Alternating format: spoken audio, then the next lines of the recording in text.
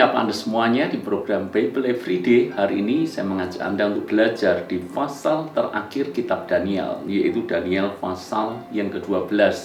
Dan judul perikopnya adalah akhir zaman. Apa maksudnya?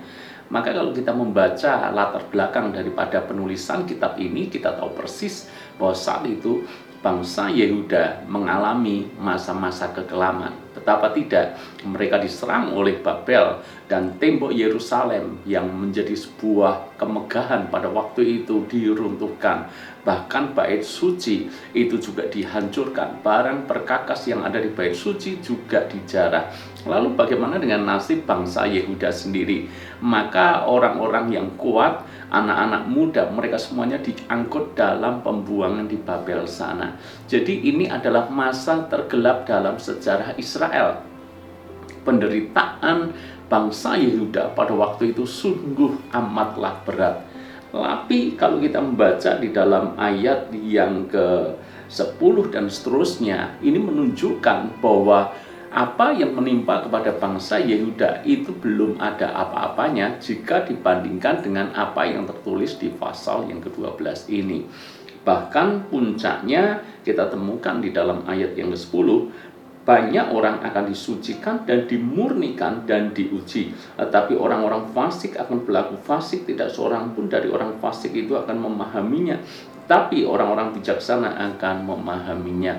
Ini merupakan sebuah nubuatan tentang akhir zaman, yang mana kalau dibandingkan dengan masa kesengsaraan yang dialami bangsa Yehuda pada waktu itu, jelas tidak ada apa-apanya dibandingkan dengan penderitaan di masa akhir zaman.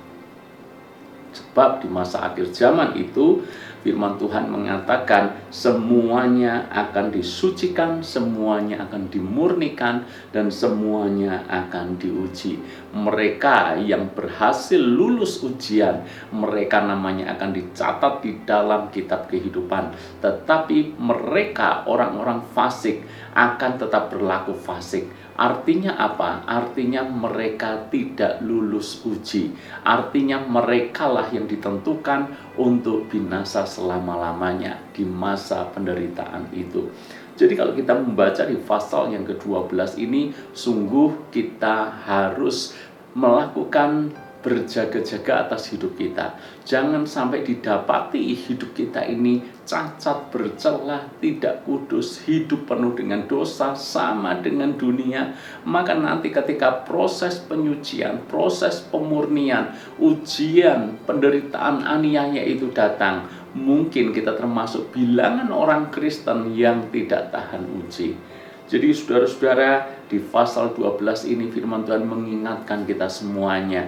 Kita tidak pernah tahu kapan masa aniaya itu datang. Kita tidak pernah tahu kapan masa penderitaan besar itu akan datang.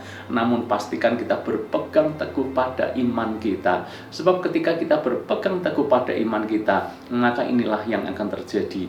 Nama kita akan tercatat di dalam kitab kehidupan. Artinya kita masuk bilangan orang-orang yang diselamatkan. Tidak hanya itu, di dalam ayat yang ketiga dikatakan seperti ini, dan orang-orang bijaksana akan bercahaya seperti cahaya cakrawala, dan yang telah menuntun orang banyak kepada kebenaran seperti bintang-bintang, tetap untuk selama-lamanya. Jadi nama kita akan tercatat di dalam kehidupan, dan yang kedua, kita akan menjadi berkat bagi orang-orang yang akan ada di sekeliling kita. Bahkan firman Tuhan mengatakan kita akan menuntun banyak orang untuk datang kepada kebenaran. Kita menuntun banyak orang untuk percaya kepada Yesus. Kita menuntun banyak orang untuk mengalami Tuhan. Dengan kata lain, kita menjadi saksi Kristus. Saudara-saudara, masa ujian, masa pemurnian, sesuatu yang menakutkan bagi orang-orang yang tidak siap.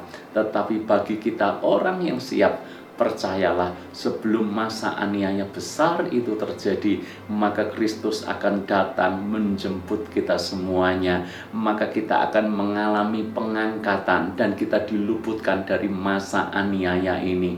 Namun pastikan nama kita tercatat di dalam kitab kehidupan, dan pastikan selama kita hidup kita menjadi berkat, menjadi saksi bagi orang-orang yang ada di sekeliling kita. Tuhan memberkati.